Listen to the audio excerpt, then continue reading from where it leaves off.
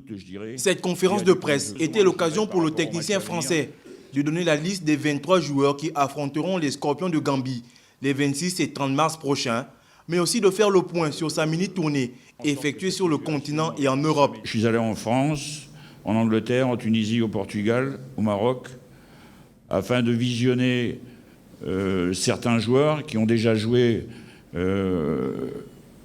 en équipe nationale quand j'étais sélectionneur, d'autres qui avaient joué lorsque je n'étais pas sélectionneur. Et puis le deuxième objectif, c'était aussi d'essayer et de voir si certains joueurs gabonais volant à l'extérieur avaient les potentialités pour faire partie du groupe des Panthères. Pour la rencontre à proprement dite, Neveu n'a pas apporté de grands changements dans son groupe.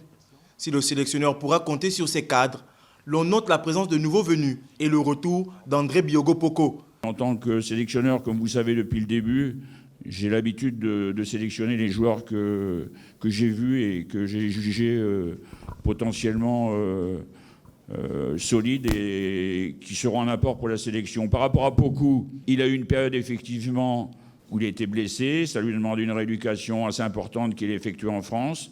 Mais je n'ai pas de soucis par rapport à son état de forme, quoi. Si le cas d'un éventuel report de la rencontre entre les deux sélections a été évoqué pour des raisons de Covid-19, notamment à cause de la présence de 7 joueurs gambiens en Italie, pour Patrice Neveu, tant qu'aucune décision n'a été prise par la Confédération africaine de football, les Panthères se prépareront normalement.